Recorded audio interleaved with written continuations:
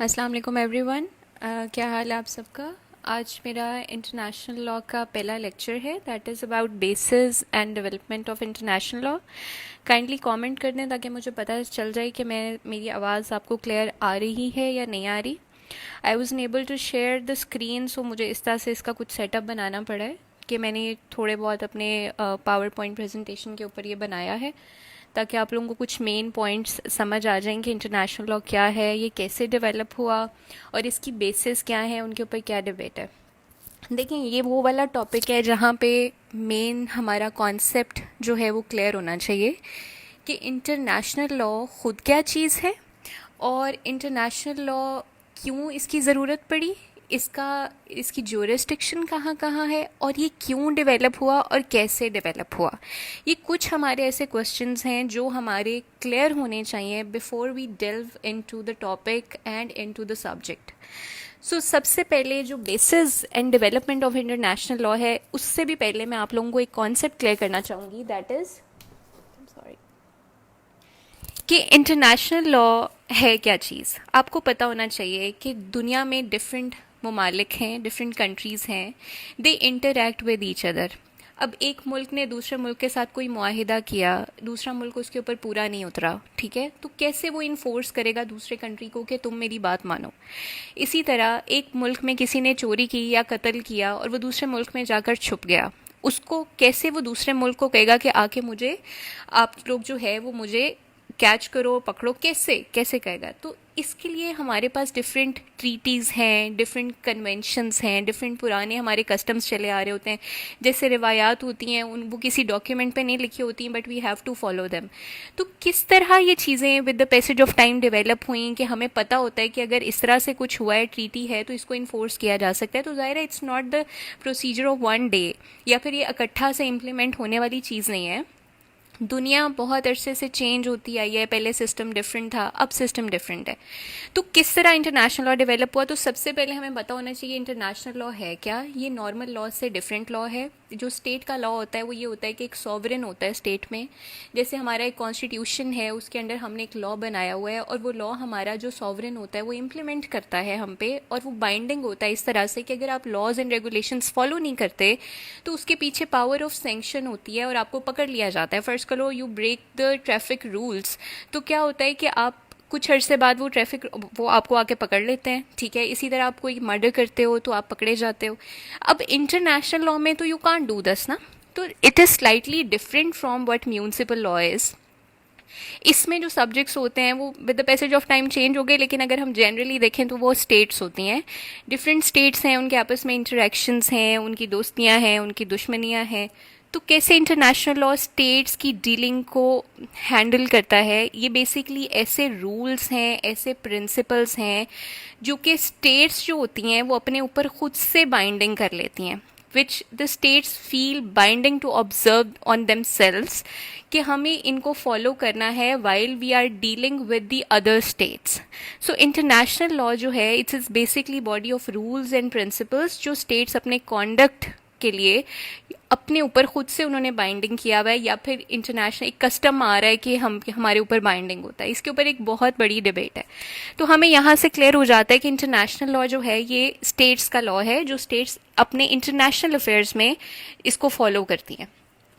अब बात आती है इसकी डेवलपमेंट की। यहाँ पे मैं आपको एक कहानी सी सुनाऊंगी जिससे शायद आपका कॉन्सेप्ट क्लियर हो जाए कि पहले दुनिया में एम्पायर्स होते थे। उससे भी पहले आप अगर हम देखें, अगर सब कॉन्टिनेंट की भी हिस्ट्री देखें, तो पहले ही होता था कि एक एम्पायर होता था, एक बंदा उठता था, उसका दिल करता था मैंने कॉन्कर करना है, मैं इधर जा रहा हूँ उधर जा रहा हूँ। इन्वेडर्स चले जाते थे, उस जगह को कैप्चर कर लेते थे, वहाँ से सोना शोना उठाया, फिर आगे चले गए, फिर उस जगह के ऊपर कब्जा कर लिया। पहले जो मेन चीज़ नहीं थी that was concept of sovereignty नहीं था कि ये मेरी बाउंड्री है, इसमें no one is allowed to come. तो पहले एम्पायर्स होते थे, वॉर्स होती थी डिफरेंट जगह, हमें किसी को भी कोई राइट नहीं था अपनी टेरिटरी के ऊपर। बस वो ये था कि जो कि सर्वाइवल ऑफ द फिटेस्ट का कॉन्सेप्ट था कि अगर एक रूलर अच्छा रूल नहीं कर रहा वो सर्वाइव नहीं करेगा, उसकी जगह कोई और आ जाएगा। इस तरह बड़े बड़े एम्पायर्स बने। फिर एक 30 years ऑफ वॉर हुई, ट्रीटी ऑफ वेस्टफेलिया उसके एंड पर हुई। तो आहिस्ता आहिस्ता ना कुछ कंट्रीज़ जो कि उनको ये फील हुआ कि यार हमारी हर दफ़ा लड़ाई होती है, हर दफ़ा मसले पैदा होते हैं, हमारे ऊपर इन्वेजन आ जाती हैं, तो कुछ कंट्रीज़ जो थे उनका माइट था, दे वर स्ट्रॉन्ग। उन्होंने क्या किया, उन्होंने कॉन्सेप्ट डेवलप किया कि वो जो इलाके के चौधरी होते हैं, जैसे उन्होंने कॉन्सेप्ट डेवलप किया कि जी 5-6 कंट्रीज़ ने आपस में एक मुआहिदा कर लिया कि हमारी जंग चलती जा रही है, चलती जा रही है, एक बंदा दूसरे को मार रहा है, फिर एक कंट्री दूसरे पे इन्वेड कर रहा है, तो हम इस तरह करते हैं, हम एक ट्रीटी बनाते हैं, एक एग्रीमेंट कर लेते हैं कि आप और मैं एक दूसरे की सॉवरेनिटी, अपनी बाउंड्रीज़ के अंदर एक दूसरे को अटैक नहीं करेंगे। यहाँ से ट्रीटी ऑफ वेस्टफेलिया बनी, यहाँ से नेशन स्टेट का कॉन्सेप्ट इमर्ज हुआ कि जब एक नेशन स्टेट बन जाती है, यानी कि जब कोई कौम एक मुल्क बन जाती है फ़र्ज़ करें, तो क्या होता है, तब उसकी जो बाउंड्रीज़ हैं वो, यानी कि जिस तरह एक घर है उसकी दीवारें हैं तो आप उसको टाप नहीं सकते, तो अगला बंदा इस चीज़ की रिस्पेक्ट करेगा कि आप जो है रोटेट, सॉरी आई जस्ट अभी देखा मैंने ये इस तरह से ना, आई कांट हैंडल इट, आपको ये इसी तरह ही मैनेज होगा, sorry, let me try, that would B, ये फिर मुझे पकड़ना पड़ेगा। अब सही है? असल में मेरा फ़ोन इस तरह से सेट हो रहा है। अच्छा चले, यहाँ पे एम्पायर्स का कॉन्सेप्ट था कि एक सेकेंड, ये इसी तरह ही हो रहा है मुझसे, चलें जी मैं इसको इस तरह हैंडल कर लेती हूँ। ओके, अब हमें पता लगा कि जी ट्रीटी ऑफ वेस्टफेलिया हो गई। ओके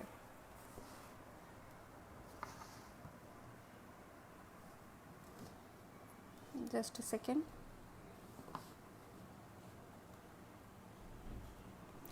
ओके, अब हमें पता लग गया है कि ट्रीटी हो गई है, उसमें जो है वो अब जो स्टेट्स हैं वो अगले की सॉवरेनिटी को रिस्पेक्ट करेंगे। अब फिर क्या हुआ, with the passage of time nation states जो हैं वो इमर्ज हुई, ये बाउंड्री का कॉन्सेप्ट इमर्ज हुआ, सॉवरेनिटी का कॉन्सेप्ट इमर्ज हुआ। ओके अच्छा, अब आगे आप देखें कि वर्ल्ड वॉर्स होती हैं, फिर जी कंट्रीज़ अपनी आर्मी स्ट्रॉन्ग करती हैं। हम देखते हैं कि वर्ल्ड वॉर 1 में आर्मी स्ट्रॉन्ग हुई, उसमें फिर नेवी स्ट्रॉन्ग हुई, फिर इन्होंने दोबारा से इनके अंदर वो जो एक होता है ना, इनके अंदर एक उलझन सी थी कि नहीं हमें अपनी पावर को इन्हांस करना है, इम्पीरियलिज्म का कॉन्सेप्ट भी था, अपने अपने माइट को इंक्रीज़ करना था, जैसे ब्रिटेन हमारी तरफ आ गया, कॉलोनाइजेशन का कॉन्सेप्ट था। तो एक बड़ा मुल्क होता है, पावरफुल होता है, वो एक वीक मुल्क के ऊपर अपनी कॉलोनी बना लेता है, वो उसके ऊपर प्रॉपर अटैक नहीं करता लेकिन पैसिव वे में अटैक करके उनको अपना गुलाम बना के रखा होता है, कॉलोनीज़ का कॉन्सेप्ट था। फिर जब ये इमर्ज हुआ तो देखा गया कि जी कॉलोनीज से जो है वो सामान लाया जा रहा है, प्रॉब्लम्स क्रिएट किए जा रहे हैं उन लोगों के लिए, उनके राइट्स को छोड़ा जा रहा है। तो डिफरेंट मतलब कॉन्सेप्ट्स हमारी लाइफ में आते रहे। वर्ल्ड वॉर्स के बाद फिर इन्हें फील हुआ कि नहीं, लोग मारे जाते हैं, लोगों की कोई से नहीं है, तो इंटरनेशनल लॉ क्या चीज़ है, हम कैसे एक दूसरे मुल्कों की लड़ाइयों को हैंडल करें। तो वर्ल्ड वॉर जब 2 एंड हुई तो इन्होंने क्या किया, यूनाइटेड नेशन ऑर्गेनाइजेशन बनाई। उससे पहले इन्होंने लीग ऑफ नेशंस बनाई थी वर्ल्ड वॉर 1 के बाद। लीग ऑफ नेशंस के अंदर इतनी पावर नहीं थी क्योंकि उसके अंदर मेजर जो कंट्रीज थे ना, जिनकी बात मानी जाती थी, वो कंट्रीज जो थे उनको वो जो थे वो खुद ही नहीं चाहते थे कि हम इस लीग ऑफ नेशंस का पार्ट बने। आपने बात याद रखनी है कि जो डेमोक्रेसी का कॉन्सेप्ट इमर्ज हुआ है ना, जिसमें ये कॉन्सेप्ट आया है that people should have a से, और उनका ओपिनियन इज़ समथिंग जो कि मैटर करता है इस दुनिया में। तो उस कॉन्सेप्ट के बाद जब इंटरनेशनल इंस्टीट्यूशंस का कॉन्सेप्ट इमर्ज हुआ कि एक ऑर्गेनाइजेशन होनी चाहिए, क्योंकि दुनिया में अनार्की है।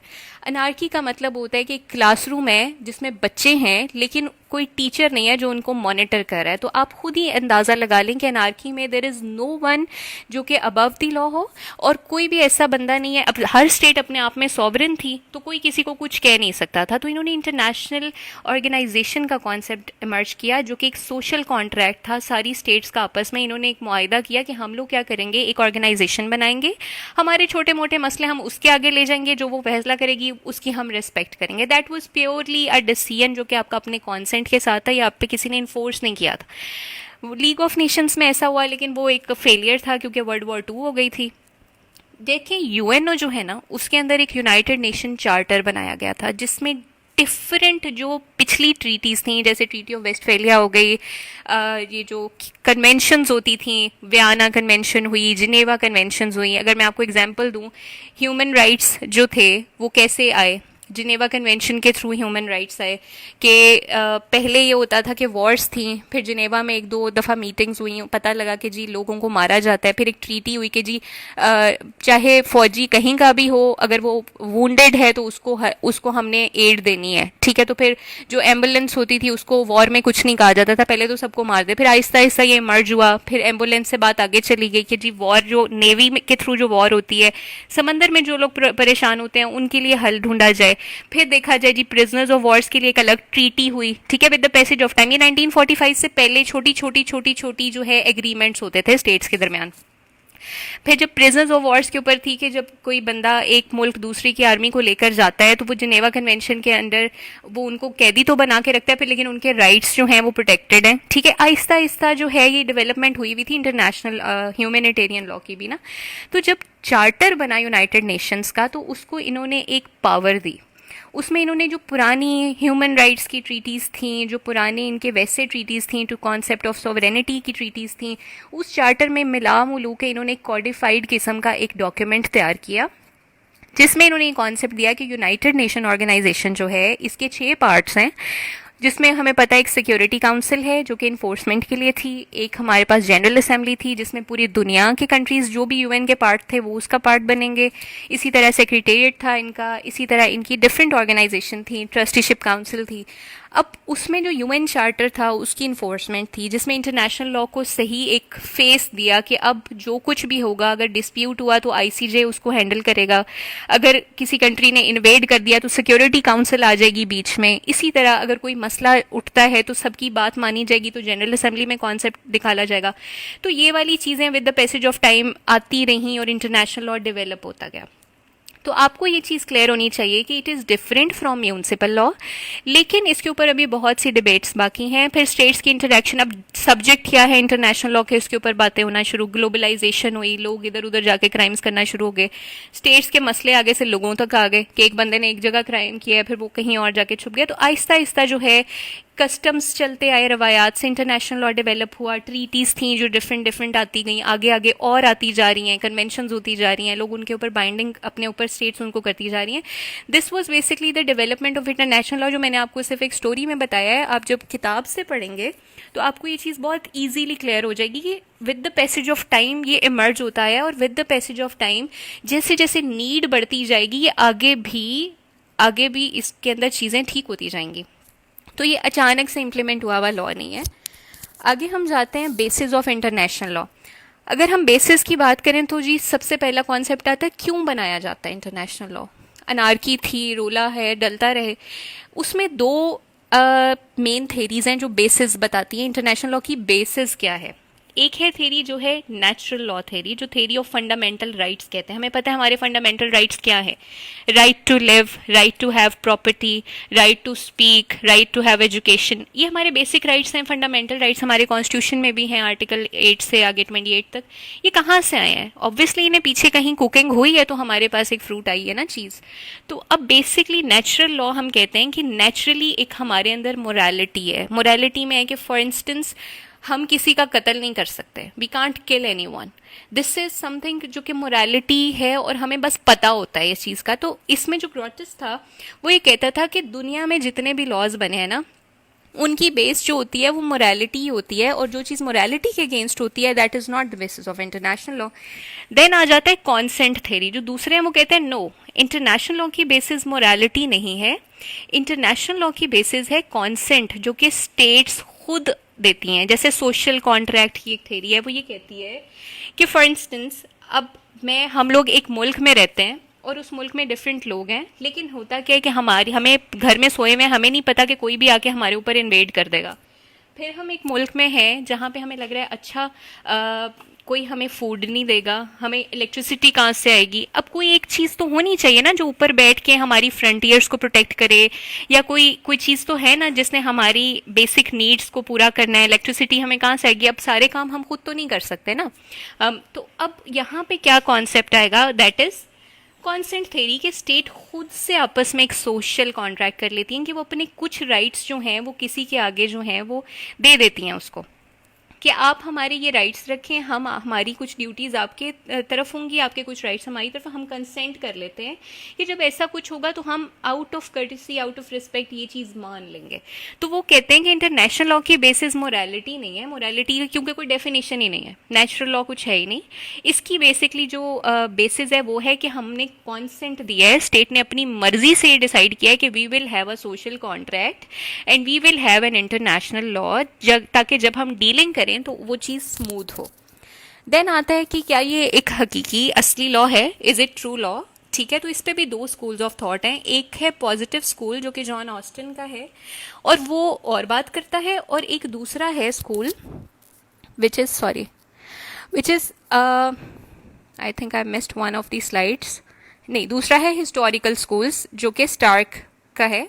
अब यहाँ पे इसमें डिफरेंट एक्सपोनेंट होते हैं, एक स्कूल को ढेर सारे लोग सपोर्ट कर रहे होते हैं। तो जो पहला स्कूल ऑफ थॉट है वो है पॉजिटिव स्कूल जो कि जॉन ऑस्टिन का है। वो ये कहता है कि देखें लॉ क्या है, लॉ है एक कमांड ऑफ द सॉवरेन, कि एक सॉवरेन अथॉरिटी होती है, वो रूल्स बनाती है, वो किसी के ऊपर इम्प्लीमेंट करती है और उन रूल्स को फिर माना जाता है। तो अब अगर हम इंटरनेशनल लॉ की बात करें तो क्या ये लॉ है? ना तो हमारे ऊपर कोई सॉवरेन अथॉरिटी आई, ना उसने हमारे ऊपर कोई रूल इम्प्लीमेंट किए, और मेन चीज़ कि कोई सैंक्शन नहीं है, हमें डर नहीं है, पाकिस्तान की मर्जी है, वो कहे नहीं करना भाई मैंने, क्या कर लोगे तुम लोग। तो वो ये बात करते हैं कि पॉजिटिव स्कूल जो है जॉन ऑस्टिन का, वो ये कहता है कि लॉ एक कमांड ऑफ सॉवरेन होती है और एक सपोर्ट किया जाता है उसको सैंक्शन के साथ, कि फर्ज करो if nobody is following the law you can capture him, you can punish him.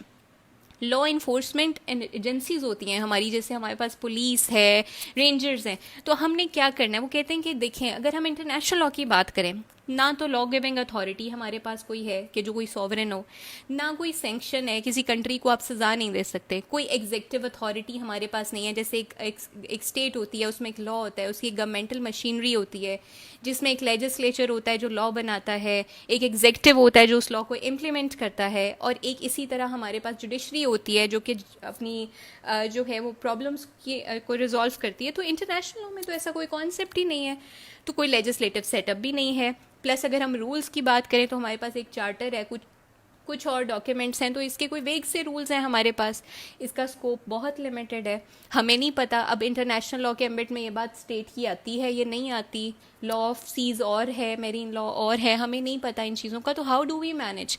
तो वो ये स्कूल ऑफ थॉट कहता है कि international law is not a true law.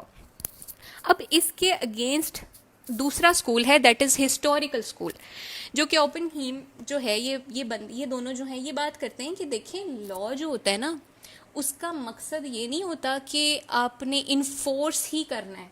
अगर हम म्यूनसिपल लॉ की लेट सपोज बात करें तो लोग तो उसको भी वायोलेट करते हैं। अगर इंटरनेशनल लॉ को लोग, पाकिस्तान कहता है कि मैंने कुछ नहीं करना, तो आप कंट्री अपने में देखें, क्या हर लॉ फॉलो होता है? नो। ट्रैफिक रूल्स ब्रेक होते हैं, लोग नहीं फॉलो करते लॉ, तो लॉ की बात उसकी इन्फोर्समेंट नहीं होती, उसकी ऑब्जर्वेंस होती है। तो जगह अगर हम बात करें कि एक चीज़ ऑब्जर्व हो रही है, तो इंटरनेशनल लॉ ऑब्जर्व हो रहा है कि अगर कोई ट्रीटी आती है तो हम उसको मानते हैं, अगर एक कंट्री दूसरे के साथ कोई एग्रीमेंट कर रहा है तो हम उसको मानते हैं। एक इंटरनेशनली एक फ़र्ज करें युस कॉजन्स का एक कॉन्सेप्ट है कि कुछ एक्शंस जो हैं वो इंटरनेशनली प्रोहिबिटेड हैं, इसके अंदर डिफरेंट एक्शंस होते हैं। ये कॉन्सेप्ट आगे अगर हम जाते हैं तो इसको डिटेल में करेंगे।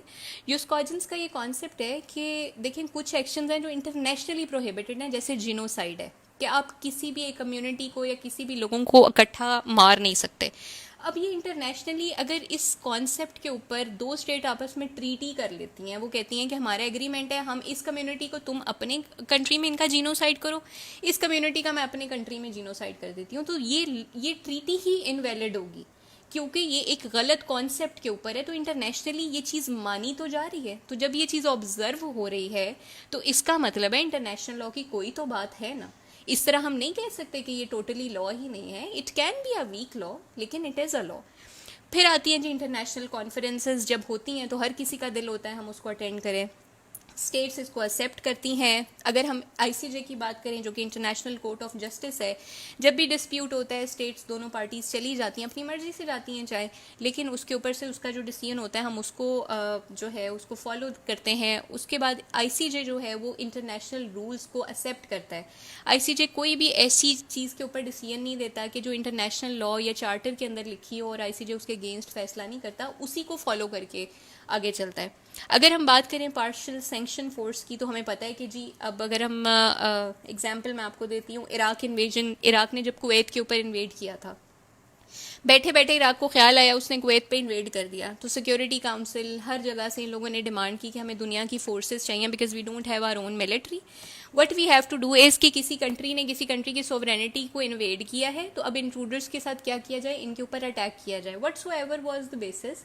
लेकिन ये एक एग्जाम्पल है कि जब एक स्टेट दूसरे के ऊपर हमला करती है तो एक इन्फोर्समेंट एजेंसी आती है और पार्शियल सैंक्शन फोर्स हमें सिक्योरिटी काउंसिल के थ्रू मिलती है। देन हमारे पास आता है states treat it as a part of municipal law. अगर हम एग्जाम्पल लें यूनाइटेड स्टेट्स ऑफ अमेरिका की, अगर हम एग्जाम्पल लें ब्रिटिश की, तो अब देखें ब्रिटेन में भी इस लॉ को स्टेट लॉ फॉलो किया जाए। इन्होंने अपने लॉ में ही लेजिस्लेशन कर दिया कि इंटरनेशनल लॉ में कोई भी चेंज आएगा तो that would be a change in our municipal law too. इन्होंने उसको अपनी स्टेट का लॉ बनाया हुआ है। तो अगर ये इतना फालतू होता तो फिर वो लोग ऐसे नहीं करते। फिर इसकी बाइंडिंग नेचर है डिसीजंस ऑफ सॉरी नेचर लिखना था, नेचुरल लिखा हुआ है, तो nature of decisions of ICJ. तो ये कुछ ऑफ द इन्होंने एग्जांपल्स दी थी इस चीज़ को प्रूव करने के लिए कि you can't say that international law is not a law, के कमांड ऑफ सॉवरेन नहीं है, सैंक्शन नहीं है। It is a law but it is a weak law, क्योंकि फॉलो तो दूसरा लॉ भी लोग कम ही करते हैं। फिर अब मैं ये लास्ट पे आप लोगों को ये ना 2-3 टॉपिक्स आपके इस सारे लेक्चर में कवर हो जाएंगे। अगर आप बुक पढ़ेंगे तो अब आपको एक ओवरव्यू मिल गया है, आपने इसको एक दफ़ा थॉरोली रीड करना है। ये वो चैप्टर है जो मैं रिकमेंड करती हूँ कि हर बंदा डिटेल में पढ़े। यहाँ पे आपका कॉन्सेप्ट क्लियर हो गया तो सब्जेक्ट आपके लिए कोई मुश्किल ही नहीं है। ये चीज़ आपको बस पता होनी चाहिए, लॉ क्या है, इंटरनेशनल लॉ से उसका डिफरेंस क्या है, ये ट्रू लॉ है या नहीं है, उसके ऊपर क्या स्कूल्स ऑफ थॉट हैं, इसकी बेसिस क्या है, ये कैसे डेवलप हुआ, और पब्लिक और प्राइवेट इंटरनेशनल लॉ में क्या फ़र्क है। ये मैं आपका कॉन्सेप्ट यहाँ पे क्लियर करने की अपनी पूरी कोशिश करूँगी। उसके बाद you will get through the subject और फिर आप आसानी से इसको कवर कर सकते हैं। मेरे नज़दीक this chapter is most important. Normally लोग ये चैप्टर ही छोड़ देते हैं but this is the most important one. लेकिन अब क्योंकि एग्जाम्स में भी ये आ रहा है, मतलब 2019 में भी इस पर क्वेश्चन आया, 18 में भी आया, तो ये चांसेस हैं कि इसके ऊपर ज़्यादा बात की जाए, तो इसको ज़रा इन डेप्थ स्टडी करें। बाकी कॉन्सेप्ट तो बहुत ईजी हैं। ओके अब आते हैं जी पब्लिक इंटरनेशनल लॉ पे। ये वो लॉ है जिसके बारे में मैं कब से बात कर रही हूँ कि पब्लिक बॉडी ऑफ रूल्स होते हैं ये, ठीक है, which are considered binding on civilise state in their relations with each other. कि जब स्टेट्स आपस में रिलेशन बनाती हैं तो उनके जो ये ऐसा बॉडी ऑफ रूल्स हमारे पास मौजूद है, चार्टर हो गया और भी ट्रीटीज़ हो गई, जो कि स्टेट खुद कंसिडर करती हैं कि हमारे ऊपर बाइंडिंग है अगर हम किसी और स्टेट के साथ कोई भी डीलिंग कर रहे हैं, ट्रीटी कर रहे हैं, एक्सट्रेडिशन कर रहे हैं, अजाइलम दे रहे हैं, व्हाट्सोएवर इट इज़। अब प्राइवेट इंटरनेशनल लॉ क्या है, ये थोड़ा सा टेक्निकल हो जाता है, लोगों को समझ नहीं आती। अब इंटरनेशनल लॉ की बात हो रही है तो वाई प्राइवेट, अगर प्राइवेट है तो वाई नॉट म्यूनसिपल लॉ। इसकी मैं आपको सादी से एग्जांपल दूंगी जिससे आपका कॉन्सेप्ट क्लियर हो जाएगा। ये क्या होता है कि इसमें कॉन्फ्लिक्ट ऑफ लॉज की बात होती है कि देखें एक बंदा है वो इंग्लैंड का है, एक लड़की है वो पाकिस्तान की है, दे गॉट मैरिड। अब एक बंदा है उन्होंने शादी की, फर्ज करें इंग्लिश लॉ के अकॉर्डिंग, अब वो पाकिस्तान शिफ्ट हो गए हैं, पाकिस्तान आके वो बंदा उसको तलाक दे देता है, कौन सा लॉ प्रिवेल करेगा। वो कहती है शादी तुमने मुझे अंग्रेजी लॉ के मुताबिक की थी, अब तुम यहाँ पे यू कमिंग और आप अब मुझे कह रहे हो कि जी यहाँ पे तलाक दे दी है। अब कौन से लॉ के मुताबिक उसको मेंटेनेंस मिलेगी, कौन सा लॉ उनके ऊपर अप्लाई होगा। यहाँ पे आ जाता है कि जब दो डिफरेंट स्टेट के इंडिविजुअल्स के दरमियान कोई मसला आ जाता है, this is typically a private matter जो कि हम आईसीजे में या पब्लिकली उसको टीवी पे नहीं चला सकते। तो ऐसे पॉइंट पर व्हाट हैपन्स इज हमें पता लग गया है कि इसका उससे मसला है, अब कौन सा लॉ प्रिवेल करेगा, किस स्टेट का लॉ उनके ऊपर अप्लाई होगा, फिर उसके अकॉर्डिंग उनको मेंटेनेंस मिलेगी।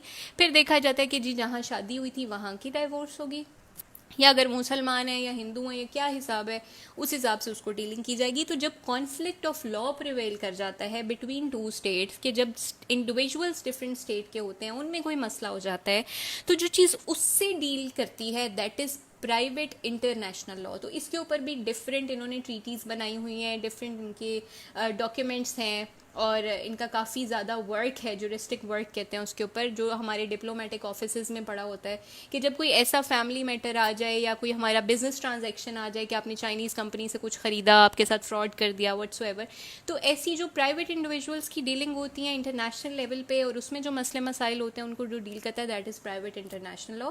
एंड पब्लिक इंटरनेशनल लॉ वो है जिसके ऊपर मैंने आपको पीछे डिटेल समझा दी है कि which is the matter which mainly deals with the states या फिर कोई इंटरनेशनल क्रिमिनल्स हो गए जैसे पायरेट्स हो गए और ऐसी चीज़ें। हर हम इसके बाद हमारे जो नेक्स्ट लेक्चर होंगे उस पर अब हमारे पास एक हम देखेंगे कौन से सोर्सेज थे जिनसे इंटरनेशनल लॉ ड्राइव हुआ, जैसे मैंने आपको ट्रीटीज़ की एग्जांपल दी, इसके अलावा और भी सोर्सेज हैं।